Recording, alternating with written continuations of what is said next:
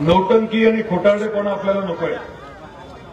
आई तुळजाभवानीच्या मंदिरासाठी प्रसाद योजना, केंद्राची योजना, 1 रुपया राज्य सरकारचा डोकं होता, केंद्राकडे फक्त प्रस्ताव पाठवायचा होता। तो प्रस्ताव पाठवण्यासाठी खासदारांनी काय केलं, काय पाठपुरावा केला? आपल्या तुळजापूरला हक्काचे पैसे केंद्राकडनं मिळत असताना त्यांनी त्याच्यासाठी काय प्रयत्न केला? पीक विम्याच्या बाबतीमध्ये आपण सुप्रीम कोर्टपर्यंत गेलो, केंद्र सरकारचा विषय होता, त्या बाबतीत त्यांनी काय केलं?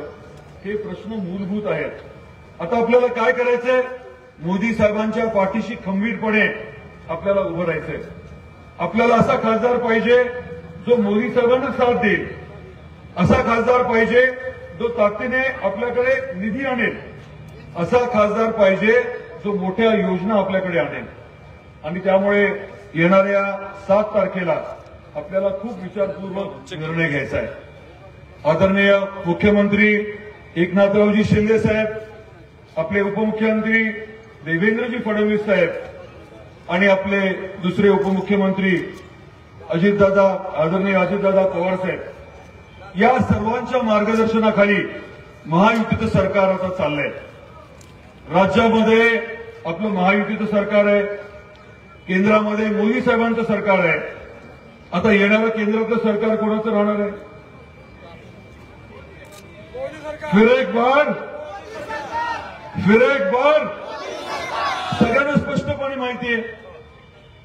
आणि त्यामुळे केंद्र सरकारचा निधी आणण्यासाठी, योजना आणण्यासाठी आपल्याला महायुतीचा उमेदवार हा खासदार म्हणून पाठवायचा आहे। अर्चनावत आपण ओळखता, आपल्याला काही त्या बाबतीत मी जास्त बोलणं गरजेचं असं मला वाटत नाही, परंतु एवढंच मला आपल्याला सांगायचं आहे की अतिशय प्रामाणिकपणे आपल्या अडचणी सोडवण्याचा आमचा जो प्रयत्न आहे त्याला आपल्या माध्यमातून अजून बळ मिळणं मला अपेक्षित आहे। मोदी साहेब नेहमी म्हणतात सबका साथ, आणि त्याच्यापुढे काय म्हणतात? सबका विश्वास, आणि त्याच्यापुढे सबका प्रयास। सर्व जातीच्या, सर्व धर्माच्या लोकांना बरोबर घेऊन, त्यांना विश्वासात घेऊन आपण विकास करण्याची जी घोडदौड सुरू केलेली आहे, त्या प्रक्रियेमध्ये तुमचा देखील प्रयास गरजेचा आहे, तुमचे देखील प्रयत्न गरजेचे आहेत। आणि येणाऱ्या 7 तारखेला तुमच्या मतदानाच्या माध्यमातून तो योग्य आपण प्रयास करावा ही आपल्या सर्वांना मला विनंती करायची आहे। आपली सडसड विवेक बुद्धी स्मरून आपण योग्य निर्णय घ्याल याची मला पूर्ण खात्री आहे। आणि आपला योग्य निर्णय म्हणजे काय असणार आहे? आपलं चिन्ह काय आहे?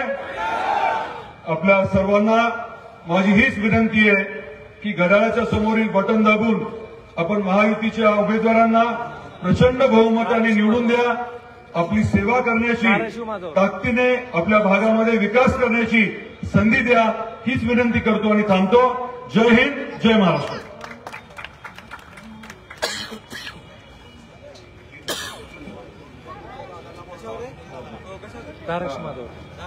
दादांनी खूप सविस्तर असं मार्गदर्शन आपलं केलंय, परंतु दादा आपल्या तुळजापूर वासियांना कुटुंबाप्रमाणे कसं जपतात, खरं तर खूप काही बोलण्यासारखं आहे। परंतु दादांच्या नंतर मुंडे साहेब बोलणार आहेत। या ठिकाणी स्क्रीनवरती एक फोटो दाखवतो, अनेकांनी अनेक व्हिडिओ त्या ठिकाणी दाखवले असतील, लावले व्हिडिओचे, परंतु दादा कुटुंबाप्रमाणे, आपल्या तळहाताप्रमाणे आपल्या तुळजापूर शहरातील नागरिकांना कसं जपतात हे मी 2 मिनिटांमध्ये त्या ठिकाणी दाखवणार आहे। स्क्रीनवरती अगोदर एक फोटो दाखवा माझ्या माता माऊलींना। आपल्याला जर ते त्या ठिकाणी आपलं मन जर हेलावलं नाही, आपल्याला दादांच्या बाबतीमध्ये जर दादांची काळजी या फोटोतून कळाली नाही, तर आपण मला परत सांगा। स्क्रीनवरती एक फोटो लावा, आपल्या तुळजापूर शहरातील पापनाचे राहणारे सुरेश गरणकर यांच्या 2 मुलांना रंगपंचमी दिवशी अतिशय दुर्दैवी घटना घडली। एक रंगाचं केमिकल त्या 2 मुलाच्या अंगावरती पडलं। खरं तर दादांची शिकवण आम्हाला अशी आहे, कुणाच्याही सुखात बोलल्याशिवाय जाऊ नका आणि कुणाच्याही दुःखात न बोलवता जा। आणि त्यांनी त्या दिवशी त्यांच्या मुलावरती केमिकलचा रंग पडला, दोन्ही मुलं अक्षरशः काळे निळे झाले। त्यांनी सोशल मीडियावरती तो फोटो टाकला राणादादांच्या सूचनेनंतर मी आणि पिठोबाया त्यांच्या घरी तत्काळ पोहोचलो आणि अवघ्या 1 तासात त्यांची इथून नेरूळला नेण्याची सुविधा केली. त्या मुलांचे फोटो आलेत का स्क्रीनवरती? भाजलेले फोटो आलेत का स्क्रीनवरती? स्क्रीनवरती फोटो आले का? भाजलेले फोटो आले का स्क्रीनवाले? त्या मुलांना बघितले का? माता माऊलीनो मागे बघितले का फोटो? आता त्यांचा इलाज त्यांना नेरूळ इथे करून दादांनी कशा पद्धतीने आणला आणि ती 2 मुलं, सुंदर मुलं, जसंच्या तशा कशी झालेत. मी व्यासपीठावर त्या मुलांना आणि त्या कुटुंबाला बोलवतो, आपण व्यासपीठावरती या आणि दादांनी त्यांचा इलाज कसा केला, स्वतःच्या मुलांप्रमाणे, कुटुंबातल्या मुलांप्रमाणे त्यांना कशा पद्धतीने आहे तसं त्यांचा चेहरा केलाय, आहे तसं त्यांना करून आणलंय. ही छोटीशी झलक तुम्हाला या ठिकाणी दाखवायची आहे. मी गरजकर कुटुंबाला विनंती करतो, तुम्ही व्यासपीठावर या. मी गरजकर कुटुंबाला विनंती करतो आणि त्या मुलांना विनंती करतो. माझ्या माता माऊलीनो, दादांचं कार्य फक्त एका या घटनेनं मला तुम्हाला दाखवायचंय. एक छोटीशी घटना नाही, या घटनेतून अनेकांचं मन हलवलं होतं. सोशल मीडियावरती त्यांनी फोटो टाकले होते. अवघ्या क्षणार्धात पिठूभाई आणि मी त्या ठिकाणी पोहोचलो. स्वतःच्या गाडीमध्ये त्यांना तेरणा इथं पोहोचवलं आणि त्या मुलांना 8 दिवसामध्ये आहे तसं करून या ठिकाणी आणलंय. हे दादांचं काम आहे. मी या मुलांना आपण पहा, माझ्या माता माऊलीनो, समोर या. या मुलांना आपण पहा, ही मुलं आहे कशी परत एकदा सुंदर झाली. आपण उठून जाण्यासाठी टाळ्या वाजवा. आपण या मुलांना आशीर्वाद द्या. आपण या मुलांना आशीर्वाद द्या. आपण असं काम करणाऱ्या अर्चना ताईंना आशीर्वाद द्या. राणा दादांना आशीर्वाद द्या. एवढीच विनंती मला करायची आहे. आई राजा, आई राजा. हे काम आपल्या दादांचं आहे. म्हणून माझ्या माता भावनींनो, माझ्या तुळजापूर वासियांनो, दिवस रात्र आपल्यासाठी झटणाऱ्या आदरणीय अर्चनाताईंच्या पाठीशी आपल्याला राहायचंय. एवढीच विनंती करतो. यानंतर आपल्याला संबोधित करण्यासाठी आले महाराष्ट्र राज्याचे अभ्यासू कृषी मंत्री, फरडे वक्ते, आपल्याला मार्गदर्शन करण्यासाठी आले धनंजय मुंडे साहेब यांना विनंती करतो की आपण आम्हाला मार्गदर्शन करावं.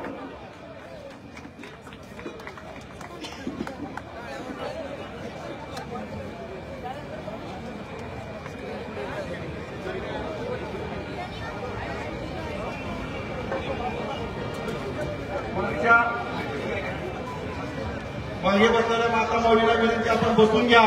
मुंडे साहेब आपल्याला मार्गदर्शन करणार आहेत. आपण बसून घ्या, आपल्याला विनंती आहे.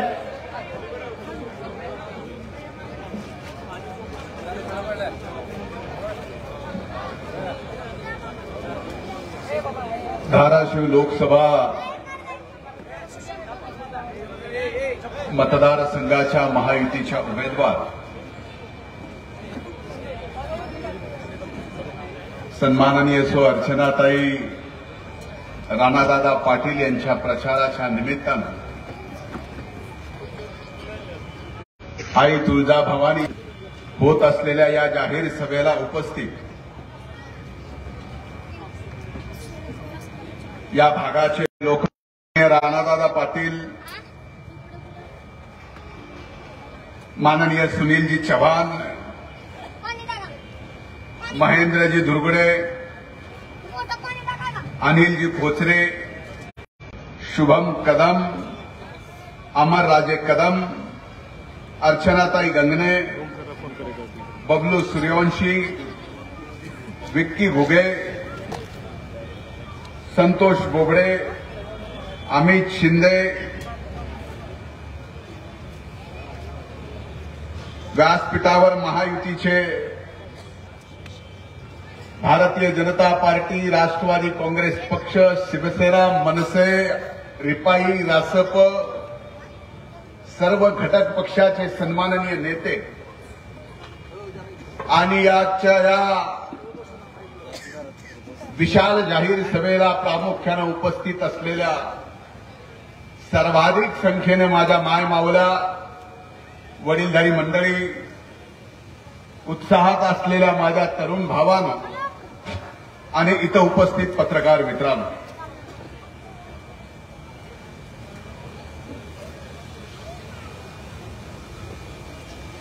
माझ्या भाषणाच्या सुरुवातीला मी आई तुळजाभवानीच्या चरणी प्रार्थना करतो आई तुळजाभवानीच्या चरणी नतमस्तक होऊन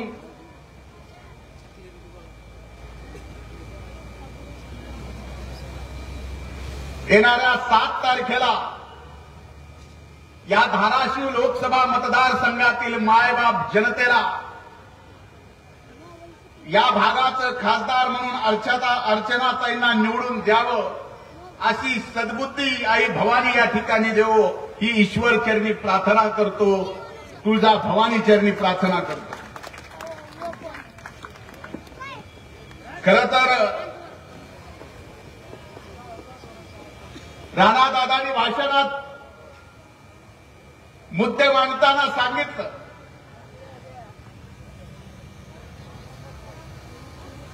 की ही निवडणूक काही ग्रामपंचायतीची नाही, ही निवडणूक नगरपालिकेची नाही, नगरपंचायतीची नाही, पंचायत समितीची नाही, जिल्हा परिषदेची नाही, विधानसभेची नाही. ही निवडणूक आहे देशाची आणि अशा देशाची जी जगात सर्वात मोठी लोकशाही असणारा देश आहे आणि ज्या सर्वात मोठ्या लोकशाही असणाऱ्या देशामध्ये देशाची निवडणूक असते तो खऱ्या अर्थानं तो निवडणूक म्हणजे लोकशाहीचा उत्सव असतो. आणि या लोकशाहीच्या उत्सवात या लोकसभेच्या निवडणुकीत आपल्या मतदारसंघातून आपला प्रतिनिधी निवडताना तो देशाच्या प्रधानमंत्र्याच्या पाठीमागे किती ताकदीनं उभं राहणारा आणि हा देश कुठल्या माणसाच्या ताब्यात द्यायचा हे ठरवणारा. आता मला सांगा, अनेक घोषणा यांनी दिल्या, दादांनी दिल्या. आता संबंध जग, मी देश म्हणत नाही, संबंध जग ज्या वेळेस या देशाच्या निवडणुकीच्या बाबतीत चर्चा करतं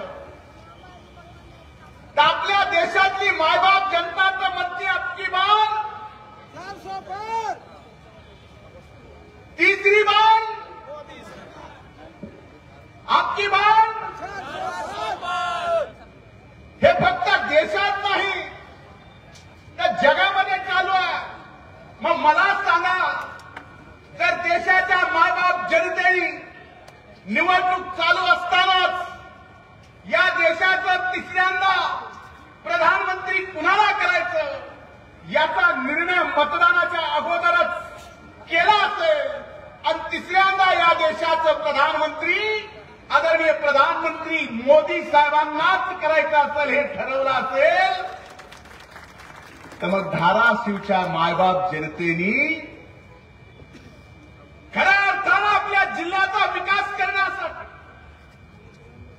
आणि ह्या जिल्ह्यामध्ये दिल्लीतून आपल्या मागासलेल्या या धाराशिव जिल्ह्यामध्ये विकासाचा निधी आणायचा असेल तर मोदी साहेबांच्या पाठीमागं खासदार म्हणून अर्चनाताईंना पाठवल्याशिवाय दुसरा पर्याय आपल्या समोर नाही.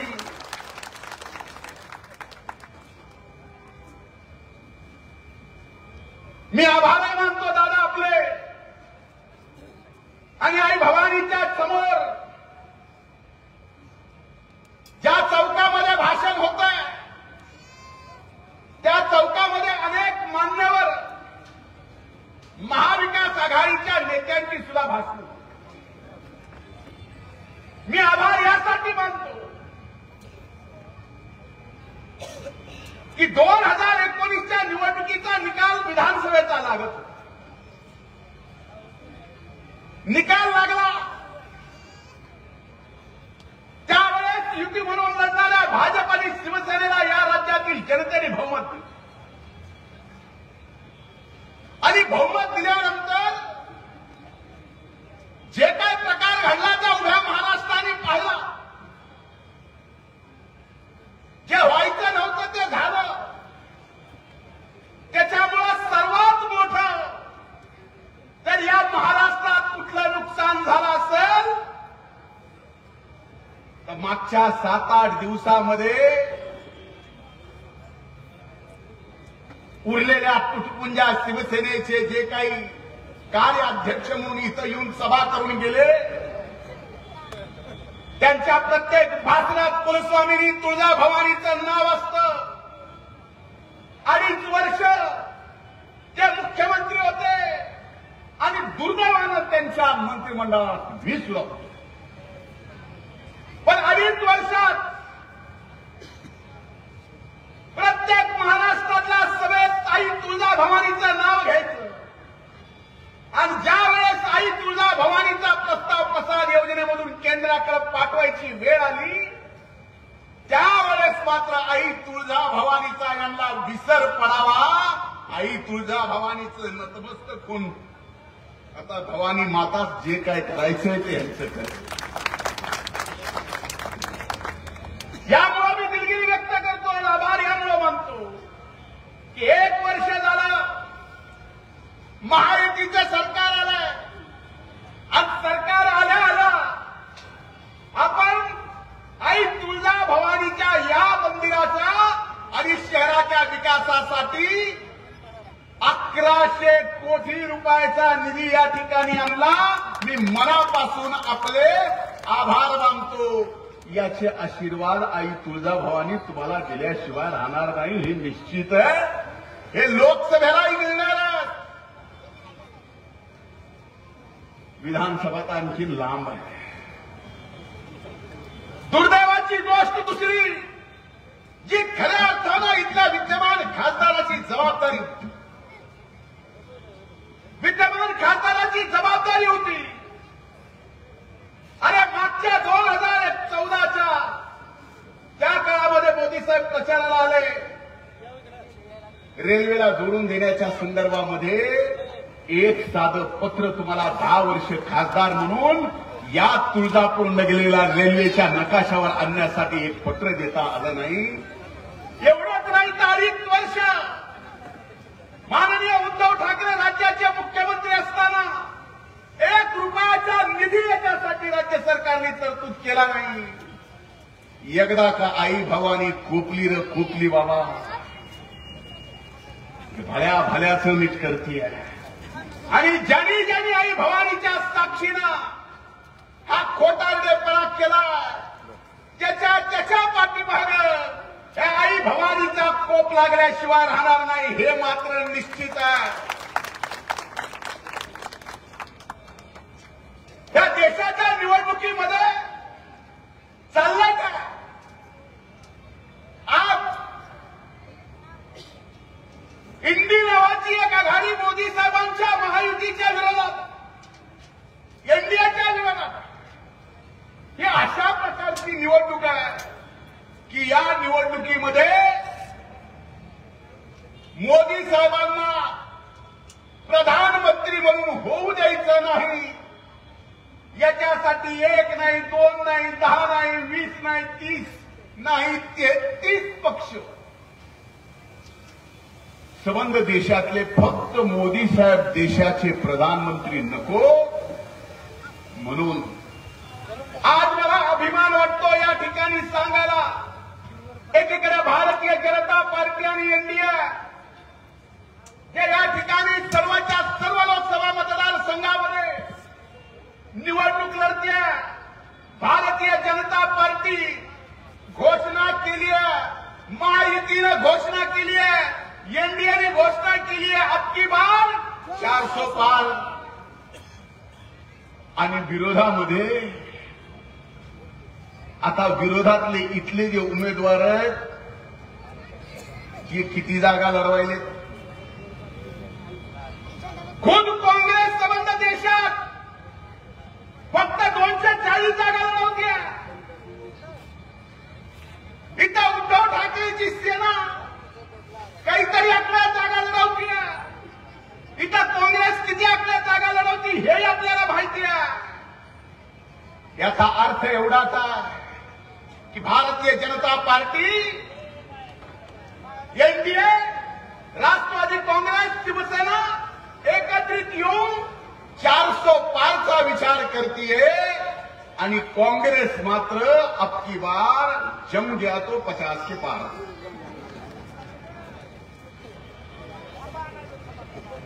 मोदी का नको, यांना मोदी का नको याचा विचार तुम्ही करा. आणि मायबाप जनता म्हणून मोदी आपल्याला का हवे याचं मला माहित नाही. पण 10 वर्षात आदरणीय मोदी साहेबांनी या देशाची प्रतिष्ठा जगात एवढ्या मोठ्या प्रमाणात वाढवून ठेवली आहे की जर इतर देशातल्या प्रधानमंत्र्याच्या मंत्रिमंडळातल्या कुठल्या मंत्र्यांनी आपल्या देशाबद्दल अपशब्द जरी काढला तर आपल्या देशाचा मोदी साहेबांचा धाक एवढा आहे की त्या प्रधानमंत्र्याला सुद्धा त्याच्या मंत्रिमंडळातल्या त्या देशातल्या मंत्र्याचा राजीनामा घ्यावा लागतो. ही ताकद या देशात, या जगात, या भारताने केलेली आहे मोदी साहेबांच्या नेतृत्वात. 10 वर्षात ही प्रतिष्ठा निर्माण झाली, ही देशाची झाली. आपल्याला काय मिळालं हे जर तुम्हाला वाटत असेल तर मला सांगा, कधीच या देशात 80 कोटी जनतेला मोफत राशन द्यायचा विषय मागच्या 70 वर्षाच्या सरकारमध्ये झाला का? हे 80 कोटी जनतेमध्ये आपल्यापैकी अनेक जण असतील, हे तुम्हाला मिळालं का नाही? एवढंच नाही, ज्या उज्ज्वला योजनेच्या बाबतीत सांगितलं जातं एवढंच नाही तर उज्ज्वला योजनेमध्ये प्रत्येकाला गॅस कनेक्शन देण्याच्या बाबतीमध्ये मोदी साहेबांनी निर्णय केला. असंख्य खेड्या गावातल्या चुली बंद झाल्या. गॅसमुळे आमच्या मायमाऊलींचं आरोग्य चांगलं राहिलं. शेतकऱ्यांसाठी काय केलं म्हणून विचारलं जातं. अरे कधी कुणी विचार केला नव्हता 70 वर्षात या मायबाप शेतकऱ्यांचा. या कृषी विभागाचा या राज्याचा मंत्री म्हणून मला अभिमान वाटतो सांगायला की 16 हप्ते वर्षाला 6,000 प्रमाणे पीएम किसान सन्मान योजनेतून भले 4 महिन्याला 2,000 का होईना पण 6,000 रुपये वर्षाला शेतकऱ्याच्या आणि या महाराष्ट्रातल्या 1 कोटी खातेदार शेतकऱ्यांच्या खात्यामध्ये मोदी साहेबांचे जमा होतात. सांगायला अभिमान वाटतो. आम्ही महायुतीत गेलो, कृषी मंत्रालय माझ्याकडे आलं. मोदी साहेबांच्या नावाने जर केंद्र सरकार शेतकऱ्याला 6,000 रुपये देत असेल तर मीही शेतकऱ्याचा पोरगा आहे. आदरणीय एकनाथराव शिंदे साहेब, देवेंद्र भाऊ दादांच्या नेतृत्वाखालच्या या सरकारमध्ये महाराष्ट्र सरकारने सुद्धा निर्णय केला की शेतकऱ्याच्या खात्यात मोदी साहेबांचे 6,000 जात असतील तर महाराष्ट्राच्या महायुतीचे सरकार सुद्धा शेतकऱ्याला 6,000 रुपये अधिकचे देणार.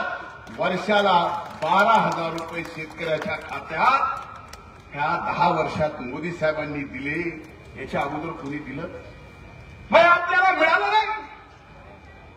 आज मला सांगा, शेतकऱ्याच्या शेतीमालाच्या भावाच्या संदर्भात आज चर्चा केली जाते. कृषी मंत्री म्हणून आमच्यावरती सोयाबीनचे भाव कमी झाले, कापसाचे भाव कमी झाले म्हणून आरोप केले जातात. मी आजच्या या आई भवानीच्या चरणी नतमस्तक होऊन या राज्याचा कृषी मंत्री म्हणून जबाबदारीपूर्वक वचन देतोय की आचारसंहिता संपल्यानंतर सोयाबीन आणि कापूस उत्पादक शेतकऱ्यांना भावांतरमध्ये 4,000 कोटी रुपये शेतकऱ्यांना. आचारसंहिता संपली की 2 हेक्टरी सोयाबीनला 5,000 रुपयाप्रमाणे आणि कुंटली का हेक्टरी द्यायचे कापसाचं ते ठरायचे. आचारसंहितेनंतर आमची अवलाद शेतकऱ्याची आहे. आम्ही शेतकऱ्यासोबत कधी बेईमानी करू शकत नाही. अरे अभिमान वाटतो सांगायला की या देशामध्ये एकमेव महाराष्ट्राचं असं सरकार आहे की ज्या सरकारने शेतकऱ्यांसाठी 1 रुपयामध्ये पीक विमा योजना आणली. आपल्या खिशातला रुपयाच गेला. आपल्या खिशातला रुपया गेला. पण 25% होईना. आचारसंहिता संपल्यानंतर अंतिम विमा मिळण्याचा विषय सुद्धा होईना. जे काय मिळेल ते या राज्य सरकारने 1 रुपयात शेतकऱ्याला दिले. जे मिळेल ते वेगळं. जे भावांतर आहे 4,000 कोटीचे ते वेगळे आणि अनुदानाचे पैसे सुद्धा वेगळे. हे एवढं सगळं आपल्याला मिळालं. हे 10 वर्षात मिळालं. आज तुम्ही पहा, 10 वर्षापूर्वीचं तुळजापूर, 10 वर्षानंतरचं आजचं तुळजापूर, 10 वर्षापूर्वी तुमच्यापैकी अनेक जण देश फिरत होते, ती देशाची अवस्था, आणि आज 10 वर्षामध्ये आपण फिरत असताना या देशाची प्रगती झाली का नाही हा प्रश्न मी तुम्हाला विचारतो. झाली का नाही? जर ही प्रगती झाली आहे आणि 10 वर्षामध्ये हा देश जर जगातल्या 5 आर्थिक क्रांतिकारी देशामध्ये पोहोचला असेल, तर येणारे 5 वर्ष मोदी साहेबांना दिल्यानंतर मी आपल्याला विश्वास देतो की जगातली 3री सगळ्यात मोठी आर्थिक शक्ती म्हणून हा भारत या ठिकाणी जगात झाल्याशिवाय राहणार नाही. एवढं सगळं 10 वर्षात, फक्त 10 वर्षात. आणि मोदी साहेबांना पाडायला, म्हणजे मोदी साहेबांची विकेट घ्यायला आता आयपीएल चालू आहे.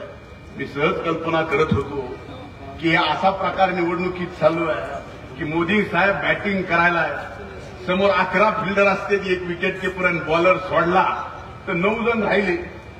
इथं समोर फिल्डिंगला 33 लावलेत, पण तरी मोदी साहेब आपकी बार 400 पार, बाउंड्री के बाहर.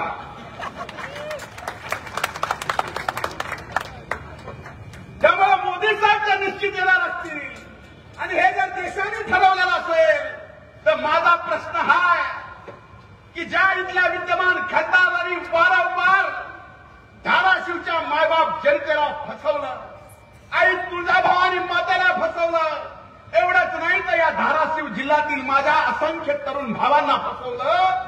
त्या तरुण भावांना माझा प्रश्न आहे, 2019चा त्याचा व्हिडिओ काढून बघा. 2019ला ह्यो बाबा म्हणला होता 14,000 नोकऱ्याचा प्रकल्प या धाराशिवमध्ये आला नाही, तर 2024ची निवडणूक मी लढणारच नाही. एवढा निर्लज्ज. 14 पोरं लागले नाहीत, पण ह्यो मात्र 24ला उभा. आता अशाच काय करायचं? मायबाप जनता म्हणून आपल्याकडेच आता आपण संतांच्या भूमीतले. माझा एक स्वभाव आहे, बोलताना मी आपल्याला जे जे ठावे इतरांना सांगावे, शहाणे करून सोडावे, सकळ जन शहाणं करायचं काम मी आपल्याला करतो. म्हणून हात जोडून विनंती आहे, अशी संधी पुन्हा येणार नाही. जगभरामध्ये भारत पुढे जातो. भारत जर विश्वामध्ये 3री आर्थिक शक्ती म्हणून पुढे जाणार असेल, तर त्या भारताच्या विकासासोबत या मागासलेला, मराठवाड्यातला मागासलेला धाराशिव जिल्हा पुढे जायला नको, जायला पाहिजे का नाही? मग जायला जर पाहिजे तर मग आपला खासदार सुद्धा मोदी साहेबांच्या पाठीमागे असणारा पाहिजे, निधी केंद्रातून येणारा पाहिजे. प्रसाद मधून आपल्याला 5-10 जसं काशी विश्वेश्वर मोदी साहेबांनी अद्भुत करून टाकलाय, जे उज्जैनचं महाकालेश्वर अद्भुत करून टाकलंय, अयोध्येचं राम मंदिर अद्भुत करून टाकलंय. आई तुळजाभवानीचा इतिहास आपल्या सगळ्याला माहिती आहे. 3 शक्तीपीठापैकी एक शक्तीपीठ आहे. या शक्तीपीठानं एवढं मोठं काम केलंय की हिंदवी स्वराज्य उभं करण्यासाठी आई भवानीची तलवार छत्रपती शिवाजी महाराजांना दिली आहे. तर या देशातलं सर्वात अभूतपूर्व मंदिर मोदी साहेबांच्या नेतृत्वाखाली येणाऱ्या 5 वर्षात प्रसाद योजनेमधून आई भवानीचं पाहायचं असेल, तर मोदी साहेबांना समर्थन करणारा खासदार म्हणजेच माननीय सो अर्चनाताई राणादादा पाटील यांचं चिन्ह आहे घड्याळ. घड्याळच्या समोरचं बटन दाबून आपल्याला या ठिकाणी त्यांना अभूतपूर्व विजय करायचा. एखाद्याला किती मस्ती असावी,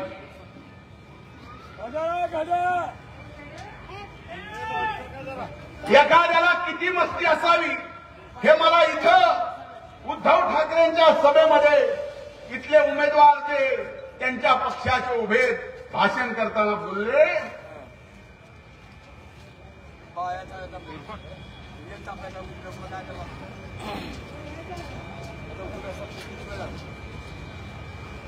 की म्हणजे मोदी जरी इथं आलं मला पाडायला तर मी पडू शकत नाही. अरे इथं मायबाप जनताच तुला पाडायला समर्थ आहे, तू कशाला मोदीच्या नादाला लागतो? जगातला भराभरा देशाचा प्रधानमंत्री मोदी साहेबांच्या नादाला लागला, तू इथलं शेंबडं नादाला लागायला लागला. कुणासमोर? ज्यांच्या पक्षाचे तुकडे तुकडे झाले. आम्हाला कळालं की आमचं दैवत आदर स्थान पवार साहेबांची सुद्धा इथं सभा झाली.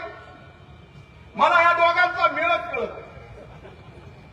मी मधल्या काळामध्ये आदरणीय पवार साहेबांचं एक मुलाखत पाहिली आणि त्यांनी सांगितलं म्हणजे 2019 मध्ये मी भाजपपासून ठरवून शिवसेनेला बाजूला काढलं, फोडलं.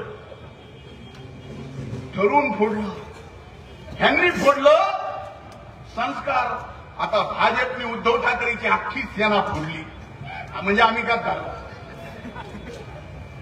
कमाल आहे. अरे याचा विचार हा महाराष्ट्र, ही धाराशिवची मायबाप जनता विचार करणार आहे का नाही? यांना काही घेणं देणं नाही तुमच्याशी. यांना घेणं देणं उद्धव ठाकरेंना फक्त आदित्यशी आणि पवार साहेबांना कुणाशी घेणं देणं हे मी माझ्या तोंडून सांगायची गरज आहे का? अख्ख्या महाराष्ट्राला कळालं ना. हा, अरे तुमच्या मनात थोडा जरी आपल्या जिल्ह्याचा, आपल्या मातीचा मान असेल, तुमच्या शरीरामध्ये जर हृदय असेल, तुमच्या शरीरामध्ये त्या हृदयाला जर संवेदना असतील, तर माझं एकच सांगणं आहे की जे जे इथल्या विद्यमान खासदाराच्या प्रचाराला आलं त्यांनी आपल्या लेखीचा बारामतीमध्ये कसा अपमान केला याचा थोडा तरी मनात राग येईल का नाही? आणि तो राग जर आला असेल तर तो राग सुद्धा अर्चनाताईच्या घराच्या समोरचं बटन दाबून आपल्याला व्यक्त करावा लागेलच, त्याच्याशिवाय हे नीट होणार नाही. म्हणून माझी आपल्याला विनंती आहे, ही निवडणूक भाऊबंदकीची अनेक वर्षाच्या वैराची निवडणूक नाही आहे. ही निवडणूक हा देश कुणाच्या ताब्यात देण्यासाठी. 10 वर्षाचा अनुभव घ्या. 10 वर्षात मोदी जसे प्रधानमंत्री झालेत, या देशाची प्रतिष्ठा एवढी वाढली आहे की भले या देशामध्ये काही कुटाने करून जायचे, अशांनी वाकडी नजर सुद्धा आपल्या देशाकडे करू नये. आणि कुणी केलं तर पाकिस्तानमध्ये जाऊन घुसून मारायची ताकद मोदी साहेबांनी या देशात निर्माण करून ठेवली. म्हणून माझी हात जोडून विनंती, आजच्या सभेला भूतपूर्व मावल्या. तुम्हाला उज्ज्वला दिलंय, उद्या लखपती दिदी तुम्ही होणार आहे, हे सगळं एकीकडे खरं आहे. आज इथं स्टेजवर सगळेच दिसायला लागले. योगायोगानं इथं अर्चनाताई उमेदवार आहेत, त्या महिला आहेत. पण आता मोदी साहेबांनी धोरण असं आणलंय, विधानसभा असो 33% महिला, येणारी लोकसभा असो 33% महिला. म्हणजे याची अपेक्षा